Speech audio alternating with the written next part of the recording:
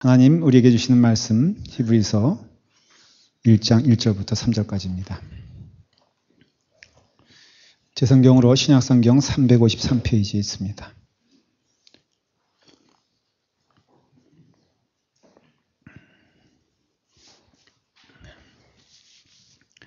신약성경 353페이지 히브리서 1장 1절부터 3절까지입니다. 찾으셨으면 다 같이 함께 읽겠습니다. 옛적에 선지자들을 통하여 여러 부분과 여러 모양으로 우리 조상들에게 말씀하신 하나님이 이 모든 날 마지막에는 아들을 통하여 우리에게 말씀하셨으니 이 아들을 만유의 산속자로 세우시고 또 그로 말미암아 모든 세계를 지으셨느니라. 이는 하나님의 영광의 광채시요 그 본체의 형상이시라.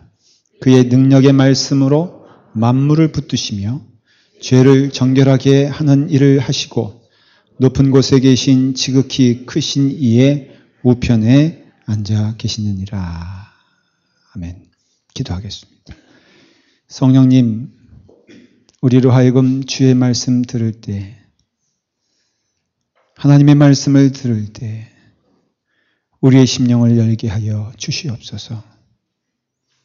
이 말씀이 우리의 삶의 등불이 되심을 믿고 아버지 하나님의 말씀을 따라 살아가는 인생들 되게 하여 주시옵소서. 성령님께서 처음부터 끝까지 주관하여 주시길 원하며 예수님의 이름으로 기도드리옵나이다.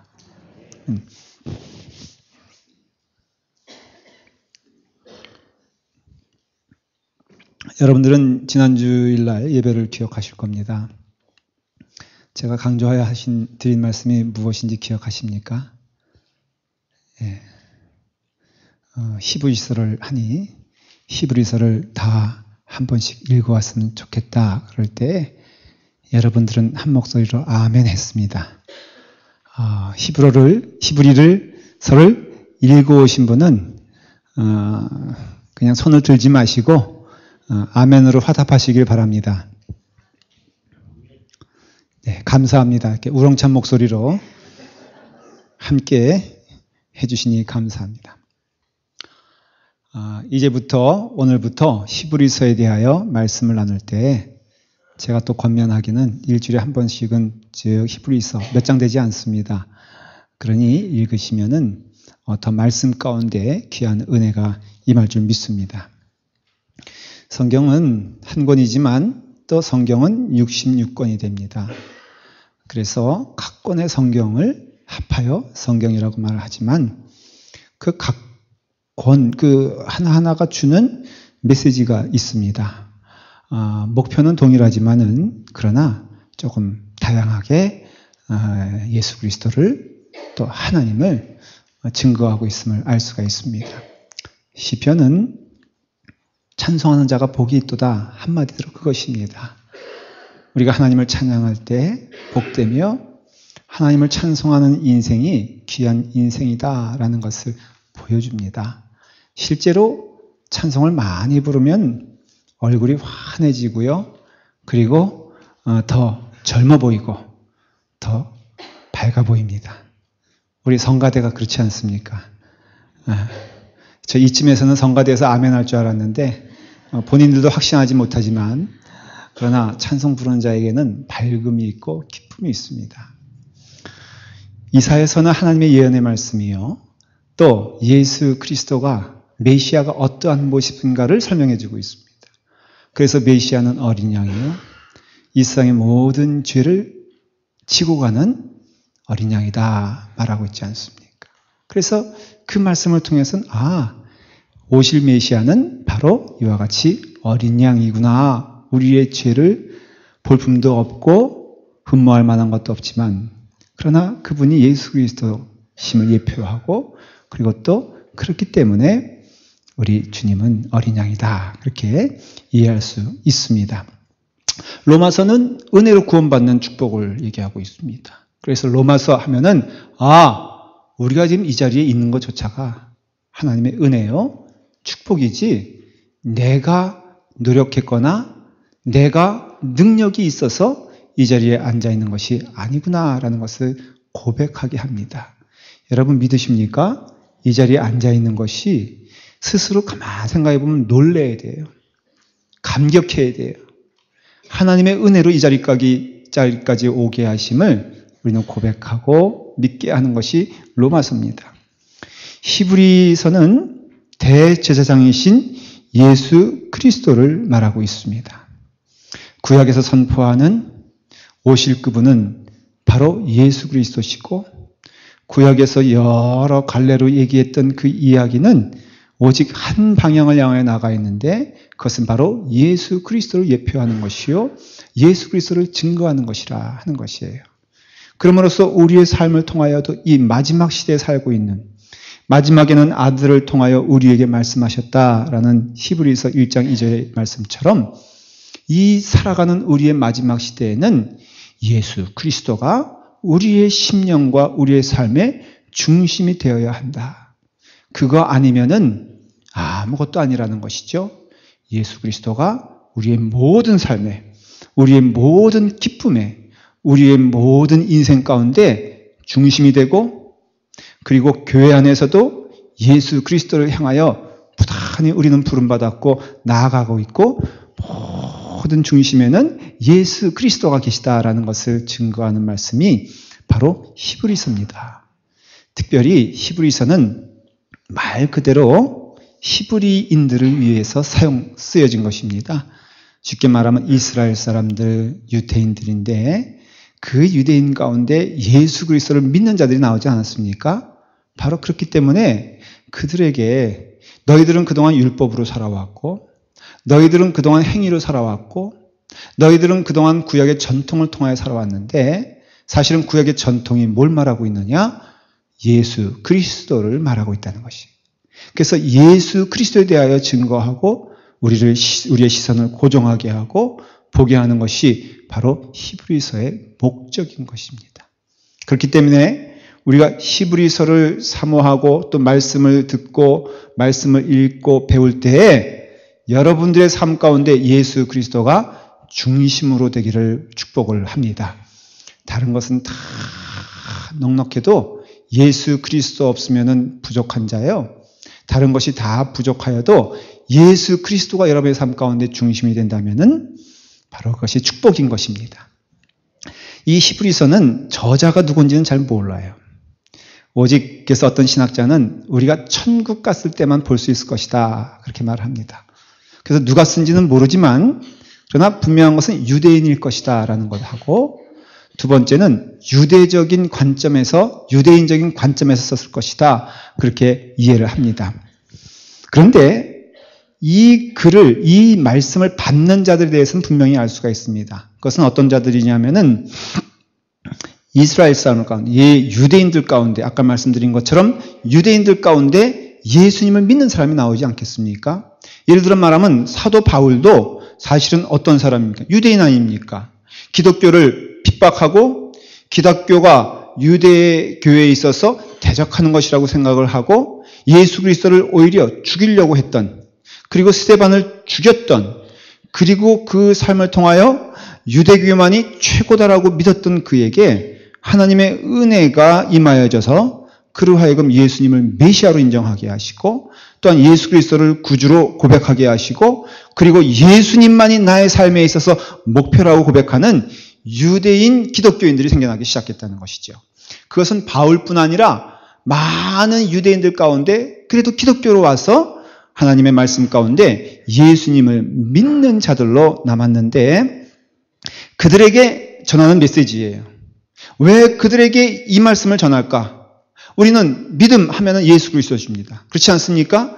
예수 그리스도로 구원을 받았는데 그 유대인 예수 믿는 기독교인들에게 더 강조하는 것이 바로 예수 그리스도만이 여러분들의 목표가 되어야 됩니다라고 말하는 것이에요.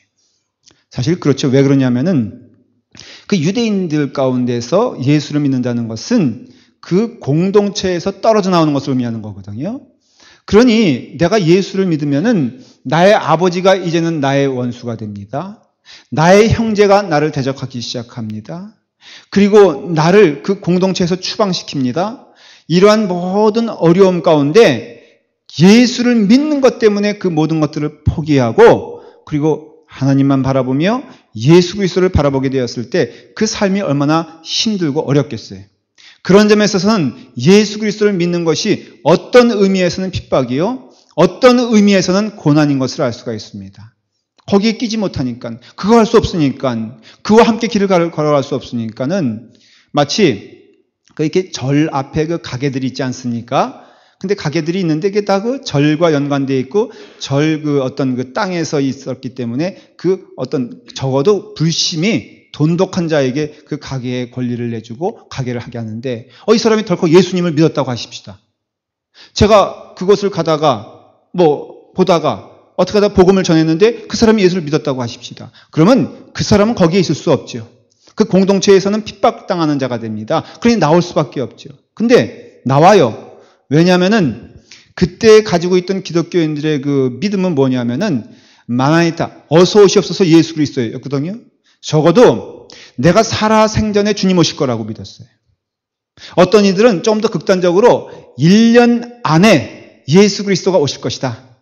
빠른 시간 안에 예수 그리스도가 오실 것이다. 여러분, 빠른 시간 안에 예수 그리스도가 온다면은 다른 것들이 중요하겠습니까? 그렇지 않죠? 여기 시집을 안 가신 분들, 일부 예배 때는 청년들이 많아서 그랬더니 아주 즐거워하더라고요. 자, 여러분, 주님 오시는 날이 1년뿐이 안 남았다. 그러면 시집 갈 생각이 있겠습니까?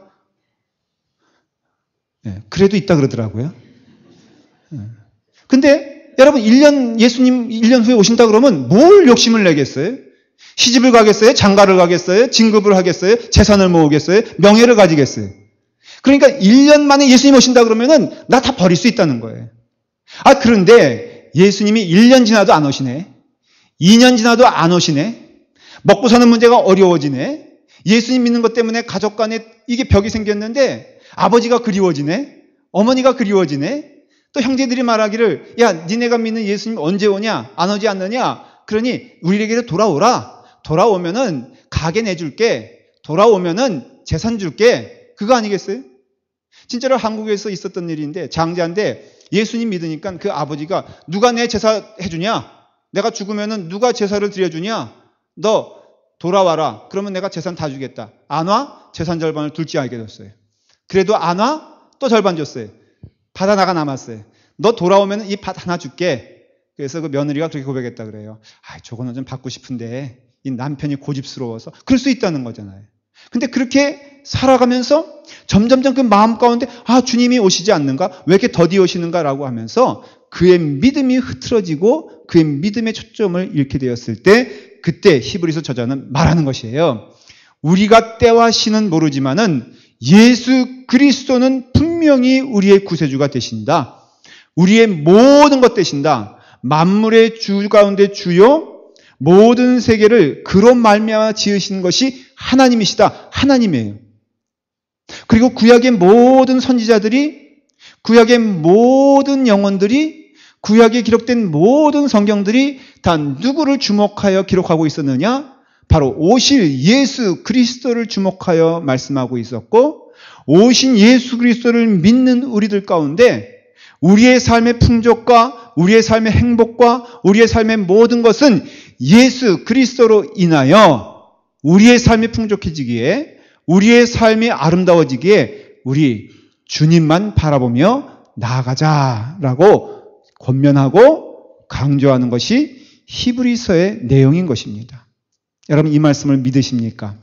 교회 안에서조차도 예수 그리스도의 그림자가, 예수 그리스도가 희미해진다면은 우리는 그것을 바로잡아야 합니다. 우리의 삶의 근거가 예수 그리스도가 아니라면은 그 인생은 망하는 인생인 것입니다. 여러분, 예수 그리스도가 여러분의 마음 가운데 즐거움의 근원이 되지 않는다면은 그 즐거움은 가짜요. 예수 그리스도의 이름으로 여러분들이 핍박을 당하는데 그게 그 중심의 예수 그리스도가 아니라 이러니 사람들이 나를 존경한다는 그런 육신적인 마음이라면은 오히려 예수님의 이름을 빙자하여 그가 당하는 핍박은 그에게선 절대로 은혜와 축복이 될 수 없음을 알 수가 있습니다. 그렇죠? 그렇기 때문에 우리의 삶 가운데에는 예수 그리스도가 중심이 되어야 된다라는 것을 히브리서는 아주 부단히 계속해서 강조하고 있다는 것입니다. 먼저 1절을 잠깐 읽어보겠습니다. 옛적에 여러 선지자들을 통하여 여러 부분과 여러 모양으로 우리 조상들에게 말씀하신 하나님이, 히브리서 저자는 1절에 뭐라고 말씀하시냐면은 하나님이 말씀하셨다 그렇게 말합니다. 여러분, 하나님이 말씀하셨기 때문에 우리는 들을 수 있는 거예요. 하나님께서 우리에게 오셨기 때문에 우리가 볼 수 있는 것이고, 하나님이 말씀을 하셨기 때문에 우리가 눈, 귀로 들을 수 있는 것이지, 하나님이 오시지 않았다면은 결코 우리의 삶 가운데에는 하나님을 알 수 있는 근거가 없다라는 것이에요. 여러분 잘 보십시오. 개미가 그 생각의 한계로 인하여 사람의 생각을 읽을 수 있겠습니까? 못 읽죠? 우리는 그 개미에게 갈 수도 없습니다. 그러나 하나님은 우리에게 은혜를 주셔서 개미에게 주시지 않는 축복을 주셨는데 우리에게는 하나님이 우리에게 보여주셨다라는 것이에요. 그렇기 때문에 우리는 하나님의 생각을 알 수 있어요. 여러분, 하나님의 기뻐하시는 것이 무엇인지 알 수 있지 않습니까? 하나님의 은혜로 우리가 하나님의 손 안에서 하나님의 자녀가 되어서 우리는 한 걸음 한 걸음 걸어가지 않습니까? 우리가 지금 이 자리에 오기까지 하나님께서 말씀하셨기 때문에, 하나님이 인도하셨기 때문에, 하나님이 이끄셨기 때문에 이 자리에 있는 것이다 라는 것이에요. 이 놀라운 축복, 이 특권, 이 은혜가 하나님 안에 거하는 자들에게 임한다는 것입니다. 우리 집에 강아지가 한 마리 있습니다. 나이가 12년 정도 돼가지고 인간의 나이로 치면 할머니 강아지예요. 근데 이 강아지가 세상에 샌프란시스코를 다녀왔어요. 여러분 놀랍지 않습니까? 저는 놀랄 줄 알았는데 일부 예배 때 이 얘기했더니 기절하는 사람이 2사람 있더라고요. 여러분, 강아지가 샌프란시스코를 다녀왔어요.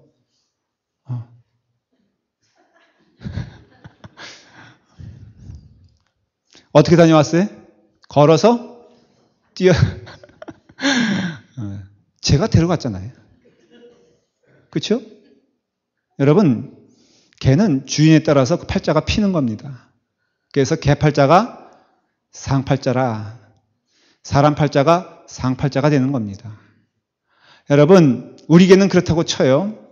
그 엘리자베스 테일러라고 유명한 여배우가 있는데 그분은 늘 다닐 때마다 개 한 마리를 끌고 다녔는데 그 개는 비행기까지 탄 개예요. 한국의 유명 배우들이 가끔 개를 끌고 오는데 호텔 하나 잡아준다는 얘기를 들었습니다. 우리보다 팔자가 좋아요. 왜 그런지 아십니까? 주인 잘 만나서 그렇다는 것입니다. 언제 어느 세월에 개가 LA에서 샌프란시스코를 갈 수 있으며 어느 세월에 그 개가 침대에서 잘 수 있겠습니까? 그러나 그 주인이 그렇게 허락하고 주인이 그를 데려다니니까 그런 것처럼 마찬가지로 우리의 삶 가운데 깨달아야 될 것은 하나님께서 말씀하시니 듣는 것이고 하나님께서 보여주셨으니 믿는 것이에요. 여러분, 만약 하나님이 보여주시지 않았다면은 인간은 그 지식의 한계에서 결코 벗어날 수 없어요. 왜냐? 그 점에서는 동물적인 존재이기 때문에 그래요. 여러분들이 아무리 지식이 있다 해도 그 지식은 하나님을 찾아갈 수가 없습니다. 여러분 마음가운데 아무리 열심히 있다 그래도 여러분들이 하나님을 만날 수는 없습니다. 하나님을 여러분 믿을 수 있죠. 하나님을 볼 수 있죠. 여러분들이 입술로 하나님 하고 고백할 수 있는 것은 그것이 성경을 믿는 우리에게는 기독적인 의미에는 예수 그리스도를 통하여 경험하지만은 예수님 안 믿는 세상 사람들도 그 마음 가운데는 신심이란 게 있어서 하나님은 존재하시지, 그것이 우상 숭배가 되어서 나무에게 절하기도 하고 바위에게도 절하기도 하지만은 그 마음 가운데 그러한 신심을 주셨다는 것은 하나님이 주셨기 때문에 우리가 찾을 수 있는 것이지, 만일 그러한 신심이 내 안에서 나올 것이라 생각한다면은 그것은 어리석은 생각이라 이것입니다. 그러면서 우리가 하나님을 믿는다라고 고백할 수 있는 것은 하나님이 오셨기 때문이지 내가 하나님께 간 것이 아님을 성경은 분명하게 얘기하고 있어요. 오늘 여러분들 감사해야 되는 이유가 이 자리에 앉아 있을 수 있는 근거는 하나님이 여러분들을 부르셔서입니다. 하나님이 여러분들 믿게 하셔서지 여러분들의 발로 왔다? 세상 사람들 그렇게 말을 해요. 내 발로, 내 실력으로, 내 생각으로. 그 인생에 있어서 우주의 큰 역사와 우주의 광활함에 비교하면은 그 이룬 것이 무엇이며 또한 그가 성취한 것이 무엇이겠어요? 아니, 가족의 마음조차 보지 못하는데, 자기의 앞날도 보지 못하는데, 자기의 생각하는 것이 어떠한 길인지도 몰라서 헤매는 그런 인생들인데, 무슨 그 마음 가운데 위대함이 있으며 그 마음 가운데 절대적인 마음이 있겠습니까? 오직 하나, 하나님이 은혜를 주셔서 우리에게 오시고 예수 그리스도를 통하여 하나님의 아들로 하여금 육신을 입게 하시고 우리로 하여금 인간의 말로, 사람의 육성으로, 또한 사람의 글로 하나님이 말씀해 주셨기 때문에 오늘 이 시간 우리로 하여금 하나님의 말씀 따라 하나님을 존재를 인정하면서 고백하면서 하나님이 나의 주인이신 것을 말할 수 있는 것은 전적인 하나님의 은혜인 줄 믿습니다. 그렇기 때문에 여러분들 자랑하지 마십시오. 여러분들이 이룬 것에 대하여 교만하지 마십시오. 왜냐하면 그것은 하나님이 하신 것이지 내가 한 일이 아니다라는 것을 알 수가 있습니다. 베드로는 뭐라고 고백했냐면은 성령의 감동하심을 받은 사람들이 하나님께 받아 말한 것이 바로 하나님의 말씀이다. 그렇게 고백하고 있습니다. 성경 66권을 40여 명의 하나님의 사람들이 썼습니다. 그리고 다양한 배경에서 썼습니다.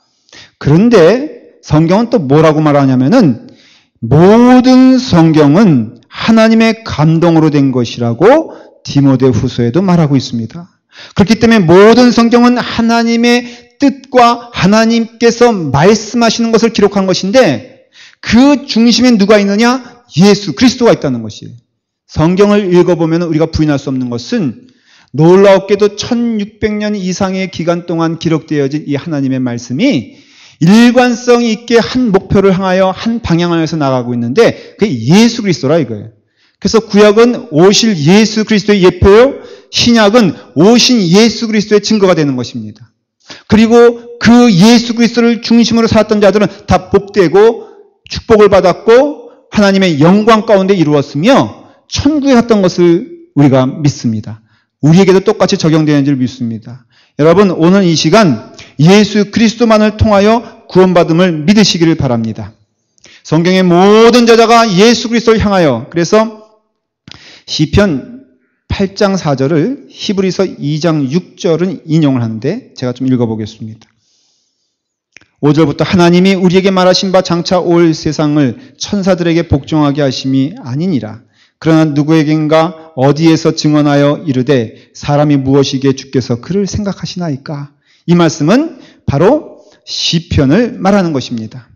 그런데 여러분, 시편을 말하는데 이 저자는 다윗이에요. 여기서 누구에겐가 어디에서 증언하여 이르되, 그 누구는 다윗을 말하는데, 근데 5절에 하나님이 우리에게 말하신 바, 다윗을 통하여 하나님이 말씀하셨다는 거예요. 그러니까 시편의 모든 저자들은 다양한 사람들이지만 그렇지만은 일관성 있게 누가 말씀하셨다? 하나님이 말씀하셨다는 것이. 그래서 모든 성경은 하나님의 영감으로 쓰여졌다는 뜻은 하나님께서 인간의 삶을 통하여 개입하셔서 인간을 그렇죠. 여러분, 하나님이 우리 가운데 오셔서 내가 하나님을 알려면은 적어도 인간의 눈으로 볼 수 있는 하나님이 되셔야 되지 않겠어요? 인간의 귀로 들을 수 있는 하나님이 되시지 않겠어요? 인간의 마음 가운데 오시는 하나님이라면은 하나님은 인간의 방편을 통하여 우리가 볼 수 있는 자연을 통하여 하나님이 어떠한 분이신가를 일관성 있게 제시하는데 그 핵심이 뭐냐 하면은 성경 말씀이다라는 것이에요. 그렇기 때문에 우리가 여기서 중요한 것을 발견하게 되는데 하나님이 성경을 통해서 말씀하고 있다면은 이 성경은 신적 권위가 있어요. 능력의 권위가 있어요. 권세가 있어요. 하나님의 말씀을 사모하는 자, 그 인생 가운데 반드시 복된 삶을 하나님이 허락하여 주심을 믿습니다. 저는 그래서 그것을 간절히 소망하는 것은 여러분, 그래도 예수님 믿으면은 이 얘기는 아마 수없이 반복해서 지겹도록 들었지만 또 지겹도록 안 하는 것이 뭐냐면 1년에 한 번씩 통독하십시오. 어떻게 신자라고 하면서 예수님 말씀 듣는다고 하면서 하나님의 음성 듣는다고 하면서 어떻게 1년에 한 번 정도 하나님 말씀 접하지 않으며 한 주간 동안 하나님 말씀 접하지 않으며 어떻게 하나님의 뜻을 알겠어요? 하나님의 음성을 듣겠어요? 그래야 안 그래요? 오늘 주보로 보시면 알지만 성경 통독하신 분들은 사무실에 알려주시면은 조촐한 선물을 드리겠다고 광고 나와 있습니다. 온 성도들이 성경을 통독하는 날 선물을 주지 않습니다. 왜냐하면 너무 부담스러워서. 그러나 가장 복된 시간인 줄 믿습니다. 제가 우리 교회에 와서 한 가지는 분명하게 한 것 같아요. 하나님의 말씀을 강조했어요. 부단히 여러분들을 괴롭혔습니다. 퀴즈 대회를 했습니다. 하나님을 바라보는 것은 오직 성경을 통해서 바라보는 것임을 믿고 하나님의 말씀을 사모할 수 있도록 여러분들을 격려하고 저는 앞으로도 그 길을 갈 것입니다. 왜? 오직 그 길뿐이 없으니까. 사랑의 표현도 성경이요. 진리의 표현도 성경이요.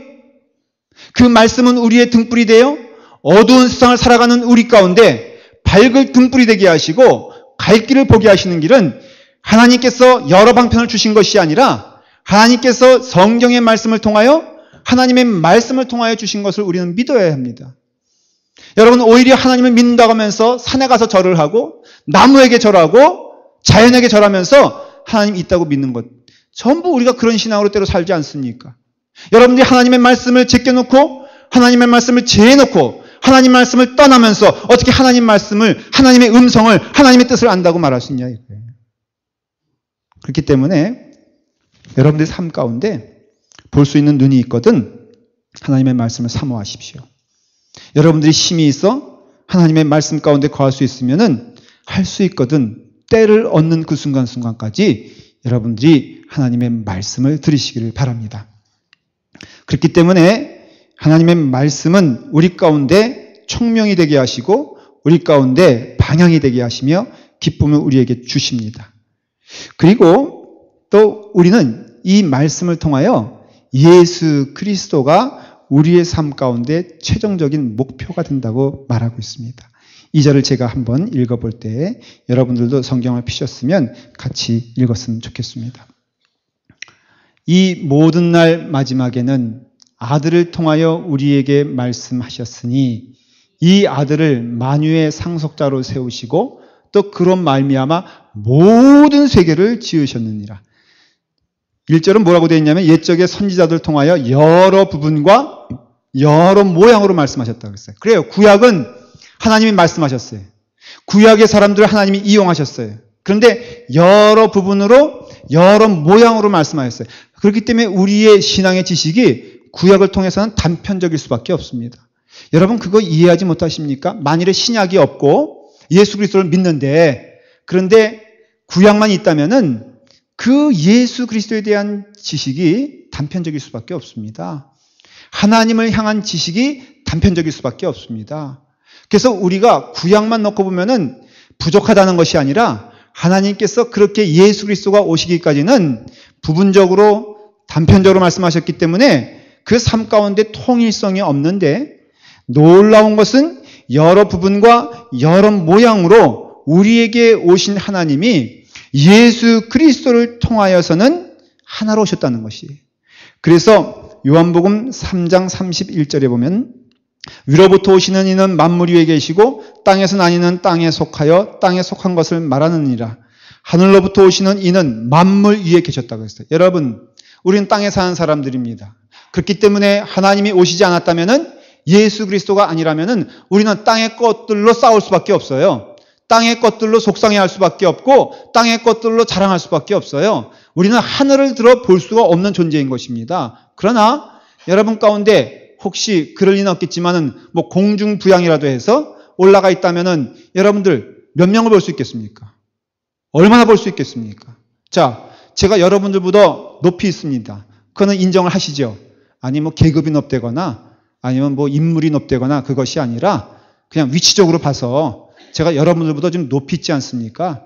여러분들은 옆에 사람 보기도 어렵고 그렇지만은 저는 여러분들을 다 볼 수 있다는 것이죠. 마찬가지로 예수 그리스도는 만물 위의 주인이 되시고 만물 위에 계시기 때문에 예수 그리스도는 우리의 모든 것을 아십니다. 예수 그리스도는 우리의 모든 것을 지키십니다. 예수 그리스도는 우리의 삶의 모든 것을 하나의 목표를 향하여 인도하시는데 그게 바로 예수 그리스도라 하는 것이에요. 그럼으로써 우리의 인생은 좌우를 보면은 잘 이해할 수 없어도 예수 그리스도를 바라보면은 우리의 가야 될 방향이 분명하니까 우리는 동일하게 그 길을 가고 있으니까는 예수 그리스도가 여러분 삶의 주인이 되어야 되고 중심이 되어야 되고 최종적이 된다는 것을 믿고 여러분들의 삶의 그 현장에 있어서 예수 그리스도가 최종이다 믿으시길 바랍니다. 답은 예수 그리스도시에요. 여러분 믿음을 가지고 하나님께 기도하는 자는 반드시 그것을 하나님께서 이루어 주십니다. 제학에서 일부 예배 때 그 젊은 그 교사들이 있어서 결혼하지 않느냐는 그 청년들이 있어서 제가 여러분들은 기도하면은 시집갈 것을 믿습니다. 여러분들 기도하면은 장가갈 것을 믿습니다. 그랬더니 다 같이 아멘 하더라고요. 여러분 예수 믿으면요, 여러분들 삶의 모든 문제가 해결됩니다. 자, 보십시오. 하나만 증거할까요? 고난이 있잖아요. 하나님은 고난을 제하해 주시기도 하지만은 어떤 데 그냥 내버려 두세요. 그러나 여러분, 고난을 이길 힘을 하나님이 주십니다. 여러분, 고난이 없는 것이 복된 삶입니까? 고난을 이길 수 있는 힘이 복된 삶입니까? 제 목회의 경험을 통해서 제가 깨닫게 되는 것은 뭐 그렇게 옛날 어른들처럼 옛날 믿음의 선배들처럼 순교할 만한 그런 사건은 없지만은 저도 굉장히 고생을 많이 한 사람입니다. 근데 그럴 때마다 사람들이 고난받으니까 얼마나 훌륭한 목사님이에요. 고난받으니까 얼마나 행복하겠어요. 이렇게 말하지 아니하고 고난받으니까 하나님이 거봐. 벌 주시는 거야. 이렇게 말을 하더라고요. 예수님의 심정을 제가 아주 뚜렷하고 깊이 이해할 수 있는 은혜를 하나님이 주신 줄 믿습니다. 예. 여러분들에게도 그런 고난이 있기를 간절히 축원합니다. 제가요, 고난을 많이 경험하니까 알게 됐어. 뭐를 알게 됐느냐? 그거 다 아무것도 아니라는 것이. 일단은 버티기만 하면은 이길 줄 믿습니다. 시간 지나면은 여러분들 인생에 있어서 5%는 빼놓고 95%는 해결될 줄 믿습니다. 아멘을 끝까지 안 하시겠다면은 96%로 올리겠습니다. 여러분, 인내하는 자가 복이 있는 거예요. 여러분, 참는 자가 복이 있는 것이에요. 기다리는 자가 복이 있습니다. 하나님의 말씀 따라서 기도하는 영혼이 하나님께 주시는 힘으로써 고난이 없는 것도 복이지만 제가 보기에는 고난 없는 것보다 고난을 이길 수 있는 것이 복이라 이거예요.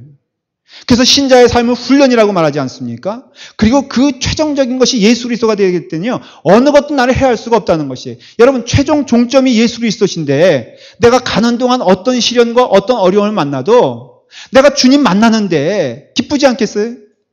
목표가 있으면 분명하지 않겠어요? 우리 집사람과 제가 결혼 전에 제가 군대 갔는데 강원도 양구, 참 운도 없어요. 인제 가면 언제 오나 억울해서 못 살겠네. 그러나 괜찮아. 양구가 있으니까. 이렇게 인제에서 근무하는 친구들이 놀렸어요, 우리를. 배 타고 가야 돼. 근데 우리 집사람이요, 거기 면회 왔어. 아침에 출발하면 오후 5시에 도착하는 곳이. 버스 타고 배 타고 그 다음에 비행기만 안 탈 뿐이지 다 와. 오는데요, 우리 집사람이 저를 만나는데 너무 행복한 얼굴을 하는 거야. 그렇겠지. 신랑 만나는데 저 같은 사람 어디서 만나요? 그러니까 정말 내가 거기 있으니까 그 사람이 온 거예요. 거기에 무슨 제임스 딘, 온갖 엘비스 프레즐리 있어도 우리 집사람 안 와요. 목표가 있잖아요. 그러니까 우리가 끝까지 가는 것은, 끝까지 갈 수 있는 것은 최종적인 것이 예수 그리스도이기 때문에 그래요. 여러분, 천국 가면 그 예수 그리스도를 분명히 만날 것을 믿으십시오. 그리고 주의 은혜 가운데 그분만을 통하여서 은혜를 풍성히 받으시길 바랍니다. 가는 길에 고난이 있어도 멈추지 마세요. 가는 길에 비바람이 있어도 멈추지 마세요. 가는 길에 시련이 있어도 멈추지 말고, 가는 길에 내 육신을 괴롭히는 그 경험을 하더라도 멈추지 말고, 가는 동안 내 심령이 억울하고 힘들고 어려워도 여러분, 예수 그리스도가 최종 목표라면은 끝까지 그 길을 가시기를 바랍니다. 성경의 선배들을, 믿음의 사람들은 다 그 일을 감당하여 기쁨을 누리지 않았습니까? 그리고 우리 마지막으로는 예수 그리스도가 우리의 삶 가운데 충만하다라는 것을 지금 오늘 말씀을 통하여 보고 있는 것이에요. 여러분, 예수 그리스도는 우리에게 마지막 목표가 될 뿐 아니라 우리에게 충만한 은혜, 만족할 수 있는 근거를 하나님이 예수 그리스도를 통하여 허락하셨습니다. 마음이 허하신 분이 있어요? 예수 그리스도 믿으시길 바랍니다.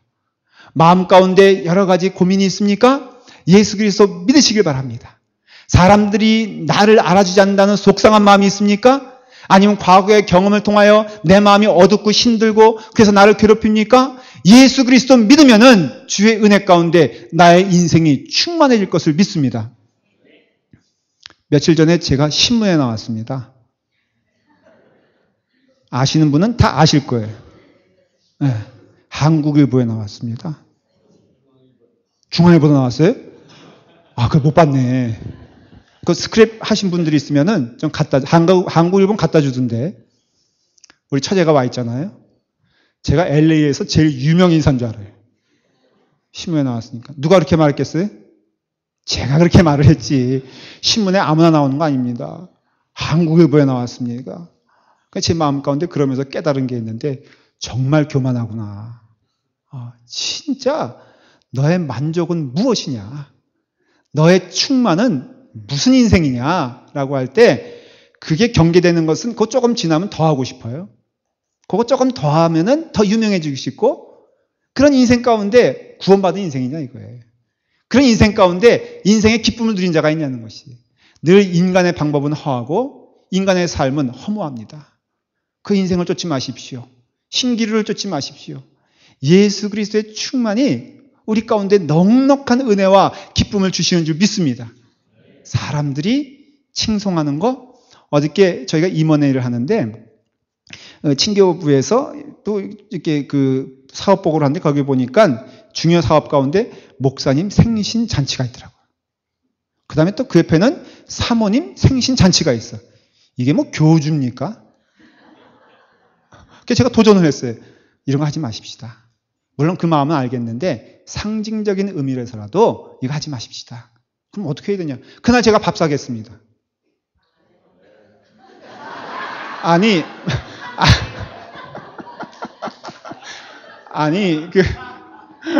아멘이 아니라 제가 그렇게 했다니까요.